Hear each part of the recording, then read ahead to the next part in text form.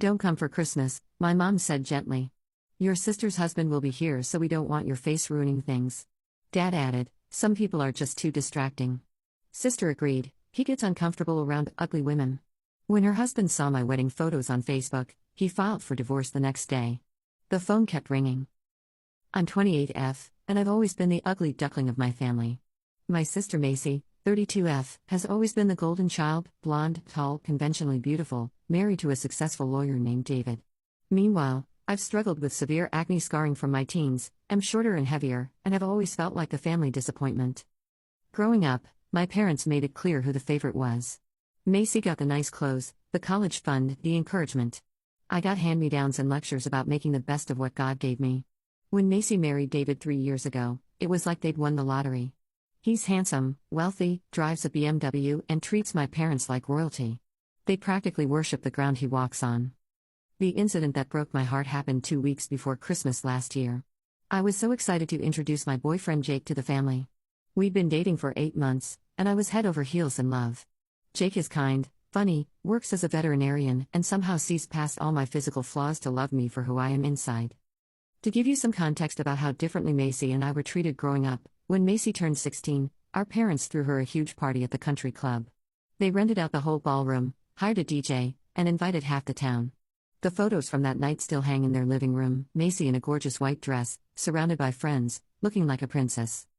When I turned 16, I got a small cake at home and a gift card to Target. Mom said they couldn't afford a big party that year, even though Dad had just gotten a promotion. Macy later told me that Mom didn't want to waste money on a party for me since I probably wouldn't have many friends to invite anyway. She was right, I only had 2 close friends, both of whom my family treated politely but distantly whenever they came over. The favoritism extended to everything. Macy got a car for her 17th birthday, a cute little Honda Civic in her favorite color. I got driving lessons and was told I could share the old family sedan when needed, which usually meant I had to ask permission and explain where I was going. Macy got her college tuition paid in full. I got lectures about earning my way and took out student loans that I'm still paying off. Even our childhood bedrooms told the story. Macy's room was redecorated 3 times during high school because she kept changing her mind about colors and themes. My room had the same faded purple walls from middle school until I moved out. When I asked about repainting it, Mom said we should focus on Macy's needs first since she was the one bringing friends over. The worst part was how they talked about my appearance from such a young age. I remember being maybe 12 years old, standing in front of the bathroom mirror trying to figure out how to deal with my first pimples, and Mom walking in and sighing. "Oh honey," she said, "we really need to get you to a dermatologist." Macy never had these problems. As if I'd chosen to have bad skin just to inconvenience her. When my acne got worse in high school, they did take me to a dermatologist, but they complained about the cost constantly. $200 a month for Anna's face medicine, Dad would mutter when paying bills. Meanwhile, they never questioned spending money on Macy's highlights, manicures, or the personal trainer she wanted before prom. The comments about my weight started early too. Macy was naturally tall and thin, while I inherited Dad's shorter, stockier build. By middle school, Mom was making comments about my portions at dinner and suggesting I take up jogging like Macy. Macy would sometimes chime in with helpful suggestions about my clothes or makeup, always delivered with that fake sweet voice that made it clear she thought she was doing me a favor. High school was brutal. Macy was homecoming queen, prom queen, student council president, basically everything I wasn't.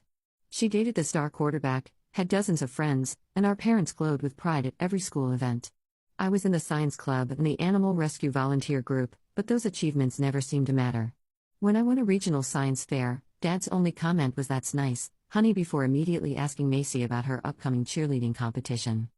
The day Macy announced her engagement to David, you would have thought she'd cured cancer. Mom cried happy tears, Dad opened champagne, and they immediately started planning this elaborate engagement party. They called relatives, booked the country club again, and spent weeks fussing over every detail. Macy's ring was gorgeous, a huge diamond that caught the light from across the room. When I started dating Jake, I was nervous about introducing him to my family, but I hoped things might be different now that I was an adult. I thought maybe they'd matured, maybe they'd see that I deserved happiness too. I spent weeks building up the courage to invite him to family dinner, practicing what I'd say about his job and his interests. I should have known better. I called Mom to confirm Christmas dinner plans, and that's when she dropped the bomb. "Honey," she said in that fake gentle voice she uses when she's about to hurt my feelings, "maybe you shouldn't come for Christmas this year." I was stunned. What? Why? Well, David will be here, and you know how he gets around. Certain people. We don't want your face ruining the family photos or making anyone uncomfortable. Before I could even process that gut punch, Dad got on the phone. Some people are just too distracting, sweetie. You understand? Then Macy chimed in from the background. He gets really uncomfortable around ugly women. It's not personal, Anna. It's just how he is. I hung up and cried for hours. Jake found me sobbing on the couch and held me while I told him what happened. He was furious, absolutely livid, but I begged him not to make a scene. I was used to this treatment, even if it still hurt. We spent Christmas alone together, and honestly, it was one of the best Christmases I'd ever had.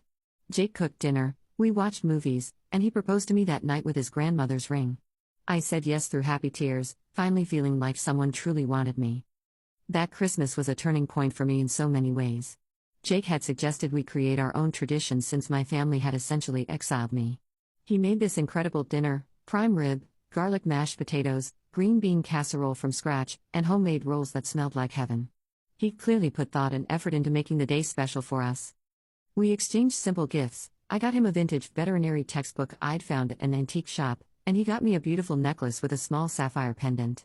It matches your eyes, he said, and I almost cried because no one had ever noticed the color of my eyes before, let alone complimented them.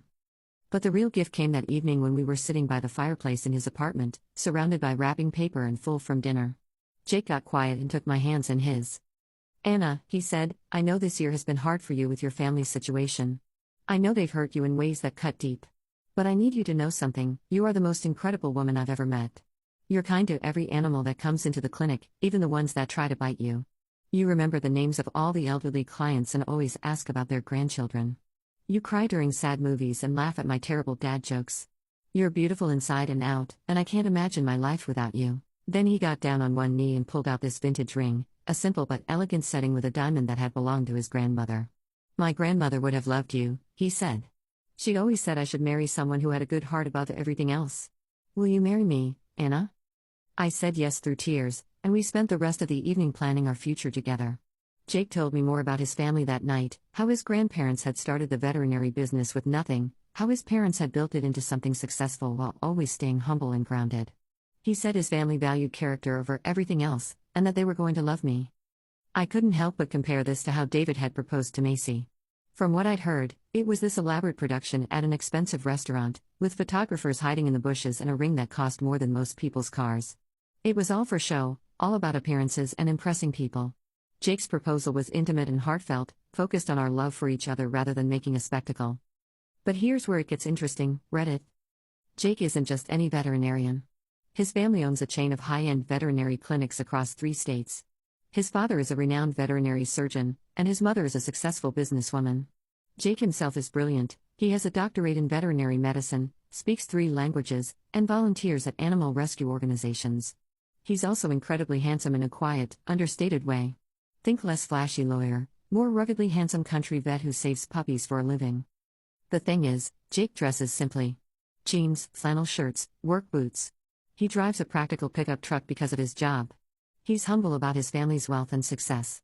If you saw him on the street, you might think he was just a regular working guy, which is exactly how he likes it. He says it helps him connect with his clients and their pets.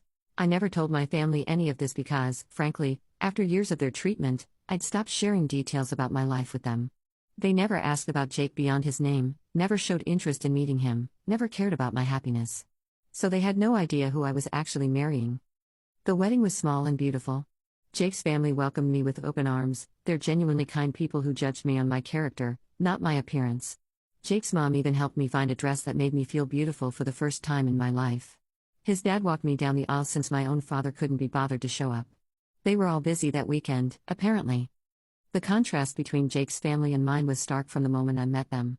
His parents, Margaret and Robert, invited me over for dinner just 2 weeks after Jake and I got engaged. I was terrified. Years of my family's treatment had left me expecting judgment and criticism from parental figures.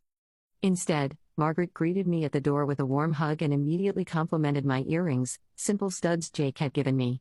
Robert shook my hand firmly and said he'd heard wonderful things about me from Jake. During dinner, they asked thoughtful questions about my work at the animal shelter, my college experience, and my interests. They listened to my answers with genuine interest, never once making me feel like I needed to prove my worth. When I mentioned that my own parents wouldn't be attending the wedding, Margaret's face fell. "Oh honey, I'm so sorry, she said. But you know what? Family isn't always about blood. Sometimes we get to choose our family, and we choose you. Robert nodded and added, "It would be my honor to walk you down the aisle if you'd like." I started crying right there at their dinner table. Jake's sister Amy was equally welcoming. She's a teacher, married with 2 young kids, and she immediately started including me in sister activities, shopping trips, girls' nights, family barbecues. She never once made a comment about my appearance or compared me to anyone else. When I mentioned being nervous about wedding dress shopping, she said, "We're going to find you something that makes you feel like the gorgeous bride you are." And she meant it. The wedding dress shopping experience was everything I dreamed of as a little girl but never thought I'd have. Margaret, Amy, and 2 of my close friends from college came with me. They cheered when I found the dress, a simple but elegant A-line gown that somehow made me look graceful and beautiful. Margaret cried when she saw me in it and said, "Jake is going to fall in love with you all over again." The contrast with Macy's wedding dress experience was painful to remember. She'd taken Mom and 3 of her friends to a high-end boutique, trying on dresses that cost more than my car. Mom had posted dozens of photos on Facebook of Macy in various gowns, gushing about her princess and her perfect figure. When I'd mentioned wanting to go wedding dress shopping, Mom had sighed and said, "Well, we'll have to find something suitable." The implication was clear: I shouldn't expect to look like a fairy tale princess. But in that bridal shop with Jake's family, I did feel like a princess. For the first time in my life, I felt truly beautiful. The wedding day itself was perfect. Jake's family had offered to pay for a larger wedding, but we both wanted something intimate and meaningful. We held it at a beautiful garden venue, with about 50 guests, mostly Jake's family and friends, plus my college friends and a few co-workers from the animal shelter. Jake's cousin officiated the ceremony, making it personal and heartfelt. When Jake saw me walking down the aisle on Robert's arm, he started crying. Later, he told me it wasn't just because I looked beautiful, but because seeing his dad give me away felt like the final piece of our family puzzle falling into place. The reception was full of laughter, good food, and dancing. Jake's grandmother's friends told stories about her and how she would have loved me. His college buddies gave embarrassing speeches about what a good guy he was and how happy they were that he'd found someone who loved him for the right reasons. My college friends gave speeches about how they'd never seen me as happy as I was with Jake. There wasn't a single moment where I felt judged, criticized, or not good enough. Everyone there was celebrating our love and our future together. Meanwhile, my biological family spent that weekend at some lake house, posting photos on Facebook of their relaxing family getaway. Macy posted a picture of herself in a bikini with the caption, "Family time is the best time." Mom commented, "My beautiful girls," except I wasn't there, so apparently I didn't count as one of her girls anymore. It stung, but Jake's family kept me so busy with love and celebration that I barely had time to dwell on it. We had a photographer friend take some gorgeous photos. Jake looked incredibly handsome in his suit, and somehow, I actually looked happy and radiant. The photos captured pure joy and love. I posted a few photos on Facebook, mostly for my college friends and coworkers to see. I'm not normally one to post much, but I was just so happy and wanted to share that happiness with people who actually cared about me. That was 6 months ago. Yesterday, my phone started ringing off the hook. It started with Macy, calling and screaming, "Why didn't you tell us your husband is rich?" Apparently, David had been scrolling through Facebook, probably looking at other women, knowing him, and came across my wedding photos. He saw Jake in his perfectly tailored suit, recognized the expensive watch Jake wears that belonged to his grandfather, and somehow put together that this wasn't just some country vet. David did some digging. Found Jake's LinkedIn. Found articles about the family business. Found out that Jake is not only successful in his own right but comes from serious money. The kind of money that makes David's lawyer's salary look like pocket change. But here's the kicker, and this is where I almost feel bad for Macy. Almost. David apparently went ballistic when he realized that his wife's ugly sister had married someone not only more successful than him, but better looking too. According to Macy, who was sobbing hysterically, David started comparing her to me, saying things like, "Your sister managed to land a doctor from a wealthy family, and she's not even pretty. What does that say about you?" The man who couldn't stand to be around me because of my appearance suddenly couldn't stop talking about how my husband was out of my league and wondering what Jake saw in me that he didn't see in Macy. Macy said David had been acting strange for days, asking questions about Jake, looking at our wedding photos over, and muttering about missing opportunities and settling too quickly. Then, yesterday morning, David apparently had a complete meltdown. He told Macy that he'd married the wrong sister and that he wanted a divorce. Macy came home from work to find divorce papers on the kitchen table and David's belongings gone. She called me crying, begging me to talk to Jake, to see if Jake had any single friends, asking why I never told them about Jake's family. The same sister who said I was too ugly to come to Christmas was now desperate for my help. But wait, there's more. Mom called next, suddenly very interested in meeting Jake and welcoming him to the family properly. She kept asking when we were going to visit, saying how sorry she was that they missed the wedding, and how they'd love to host us for dinner. Dad called after that, talking about how family is everything and how they'd always supported my choices. He actually had the audacity to say he'd always known I'd find someone special and that he was proud of me for landing such a catch. The phone calls kept coming. Aunts and uncles I hadn't heard from in years, suddenly wanting to reconnect. Cousins asking for Jake's business card for their pets. Family friends wanting to be Facebook friends again after years of ignoring me. But the most pathetic call came from Macy again, this time asking if Jake was hiring at his clinics, and whether he might be interested in dating a recently single woman who's always loved animals. Yes, read it. My sister, who called me too ugly for Christmas dinner, actually asked if my husband might want to date her after her divorce. I told her Jake was happily married and hung up. Jake thinks this whole situation is hilarious, by the way. He's been watching me field these calls with amusement, occasionally making comments like, weren't these the people who were too busy to come to our wedding? His family thinks it's ridiculous too. His mom said people like my family are exactly why Jake keeps his background quiet. But here's what really gets me, they're not sorry for how they treated me. They're not apologizing for excluding me from Christmas or calling me ugly or making me feel worthless for years. They're just sorry they missed out on connecting with Jake's money and status. The phone calls that followed were absolutely surreal. Each conversation revealed just how shallow and calculating my family really was. Macy's second call was the worst. She was alternating between rage and desperation, demanding to know why I'd hidden Jake's background from them. "We're your family," she screamed. "You should have told us he was rich. We could have been networking with his family this whole time." I pointed out that they'd never shown any interest in Jake as a person, never asked about his work beyond his job title, never wanted to meet him. "Why would I share details about someone you clearly didn't care about?" I asked. "That's not the point," Macy shot back. "You knew we could have benefited from knowing his family. Dad could have referred clients to his father's clinics. I could have made connections for David's firm. You're so selfish, Anna." The irony was incredible. I was selfish for not leveraging my relationship for their benefit, but they weren't selfish for excluding me from family events because of my appearance. Mom's calls were somehow even worse because of how fake they sounded. She kept using this syrupy sweet voice, like she was talking to a child.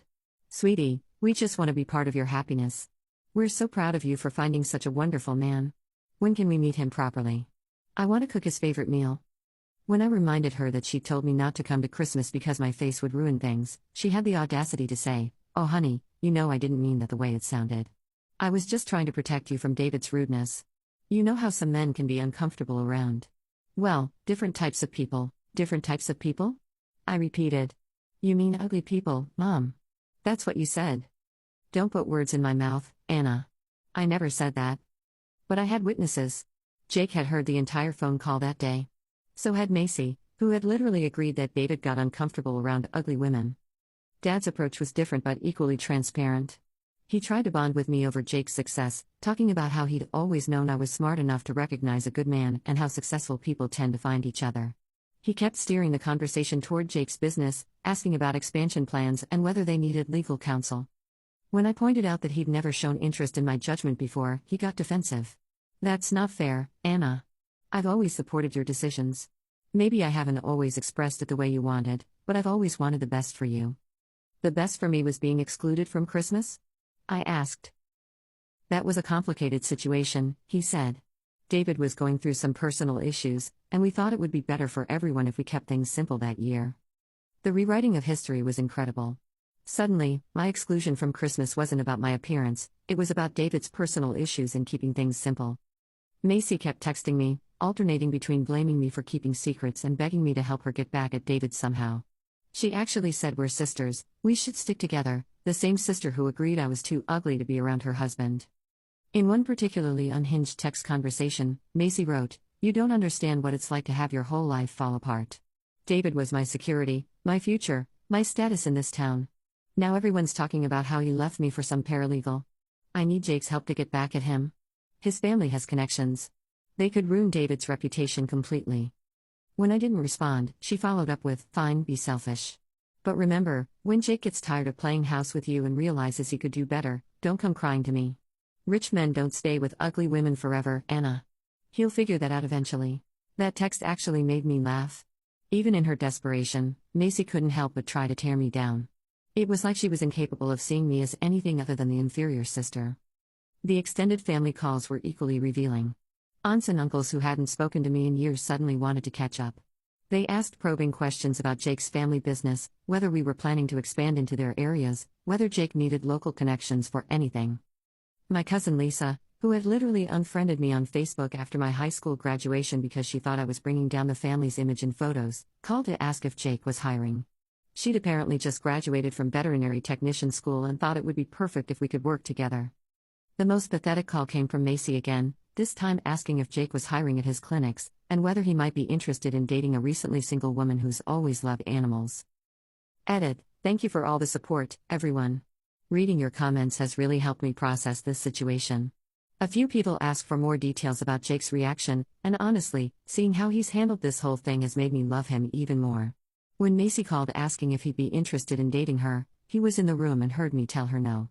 His response was to kiss my forehead and say, "Good, because I'm taken by the most amazing woman in the world." Then he suggested we plan a trip to Europe for Christmas instead of dealing with family drama. This man really is too good for me. Edit 2. Some people are asking how David figured out Jake's background from photos. Jake was wearing his late grandfather's Patek Philippe watch in some photos. It's worth more than most people's cars. David apparently recognized it and started investigating from there. Jake doesn't usually wear it, but his mom asked him to for the wedding photos since it was his grandfather's. Ironic that trying to honor a family heirloom led to all this drama. Update, 3 weeks later. Holy crap, Reddit. I cannot believe what's happened since my original post. You guys told me to cut contact and focus on my new life with Jake, and I was planning to do exactly that. But then the universe decided to serve up some extra karma that I never could have predicted. First, let me address the elephant in the room. Yes, Jake and I decided to go no contact with my family. After reading all your comments and talking it through, we both agreed that people who only want you when you're useful aren't family worth having. Jake's family has basically adopted me anyway, and his parents have been more loving and supportive in the past year than my own parents ever were. We blocked everyone's numbers, unfriended them on social media, and decided to spend Christmas in Aspen with Jake's family. His parents have a cabin there, and honestly, it sounds like paradise compared to the dysfunction I grew up with. But then things got weird. About a week after I posted originally, Jake came home from work with a strange look on his face. He said a woman had come into his clinic asking about me, specifically asking if he was married to Anna Mitchell from the Mitchell family. It was Macy. Apparently, she'd driven 2 hours to Jake's clinic to accidentally run into him. She brought her dog, who wasn't sick, and spent the entire appointment trying to flirt with my husband. She told him that she'd always been interested in veterinary medicine and asked if he gave private tours of the facility. Jake, being the professional he is, treated her dog and politely declined her advances. But Macy wasn't done. She asked if he was happy in his marriage and suggested that sometimes people settle too quickly and don't realize what they're missing. Then, and this is where I almost lost it, she told Jake that she'd always thought he was too good for me and that if he ever wanted to see what a real woman looked like, she'd be available. Jake told her that he was happily married to the most beautiful woman he'd ever met, charged her for the visit, and asked her not to return to his clinic. But Macy wasn't finished. She started showing up places. The grocery store near our house. The coffee shop Jake goes to every morning. The gym where I work out. Always with some excuse about how she was in the neighborhood or trying new places. It was getting creepy, so Jake suggested we get security cameras for the house. Good thing we did. 2 weeks ago, we caught Macy on camera trying to look through our windows at 11 p.m. She was taking pictures of our house, our cars, and trying to peer into our living room. Jake called the police, and they gave Macy a formal warning about trespassing and stalking. She cried and said she just wanted to understand what made me so special and that she was going through a hard time with the divorce. The police officer told her that her hard time didn't give her the right to stalk people, and that if she came back, she'd be arrested. But here's where karma really kicked in. Remember how I mentioned that Jake's mom is a successful businesswoman? Well, it turns out she sits on the board of several companies in our area, including the law firm where David works. Jake's mom, let's call her Margaret, doesn't usually get involved in drama, but when Jake told her about Macy's behavior, she was not having it. Margaret is a tiny woman, but she's fierce when it comes to protecting her family. And apparently, she now considers me family. Margaret made some calls. It turns out David's law firm has a very strict morality clause in their partnership agreements. Partners are expected to maintain a certain standard of behavior both professionally and personally. Getting divorced is one thing, but the way David handled it, abandoning his wife after seeing photos of her sister's husband, making public comments about marrying the wrong sister, and generally acting like a complete ass, didn't look good for the firm's reputation. But it gets better. Margaret also discovered that David had been having an affair for the past 6 months with a paralegal at his firm. The same firm that has a zero-tolerance policy for workplace relationships, especially between partners and staff. Margaret didn't have to do anything except share what she'd learned with the right people. David's partners confronted him about the affair and his unprofessional behavior, and David was forced to resign from the firm. So now David is divorced, unemployed, and facing a potential lawsuit from Macy for adultery. Apparently she hired a shark of a divorce attorney who's going after everything. But wait, it gets even better. Macy, desperate and facing financial ruin from the divorce, decided to try a different approach. She reached out to my college friends, trying to get information about Jake and me. She told them some sob story about how we had a family misunderstanding and she just wanted to make things right. One of my college friends, bless her heart, pretended to be sympathetic and got Macy to admit that she was trying to break up my marriage because she thought Jake would be a better match for her. My friend recorded the conversation. When Jake's family lawyer heard about this, he was very interested. Apparently, what Macy was doing could be considered harassment and intentional interference with a marriage, both of which have legal consequences. Macy received a cease and desist letter last week. She's been ordered to stop all contact with Jake and me, stop visiting places where we're known to go, and stop trying to interfere with our marriage. If she violates the order, to face both criminal charges and a civil lawsuit. The letter was delivered to her at her parents' house, which means Mom and Dad now know exactly what their golden child has been up to. Dad called me, from a number I hadn't blocked yet, and left a voicemail saying that Macy's behavior was unacceptable and that they don't condone what she's been doing. He said they were disappointed in her and wanted to apologize for the family drama. Too little, too late, Dad. But the absolute best part? Jake's success and our happy marriage have become the talk of our small town. People are talking about the veterinarian who married the Mitchell girl and how happy we seem together. Several people have mentioned to mutual acquaintances that they always thought I was sweet and that Jake seems like a great guy. Meanwhile, Macy is known as the woman who stalked her sister's husband after her own marriage imploded. David is known as the lawyer who threw away his career over Instagram photos. The whole family's reputation in town is pretty much shot. And Jake and I? We're better than ever. This whole situation has actually brought us closer together. Seeing how he protected me and stood up for me, how his family rallied around me, and how he never once made me feel like I was the problem has been incredible. We're planning to start trying for kids next year, and Jake's parents are already talking about converting one of their guest rooms into a nursery for when we visit. I have the family I always wanted, it just isn't the one I was born into. Last week, Jake surprised me with early Christmas presents, plane tickets to Paris and a reservation at a restaurant I've always dreamed of going to. He said he wanted to take me somewhere beautiful because beautiful women deserve beautiful places. I cried happy tears. So Reddit, for everyone who told me to choose the family that chooses me back, you were absolutely right. Jake and his family love me unconditionally, flaws and all. They see my worth without needing a reason beyond the fact that I exist and I'm kind.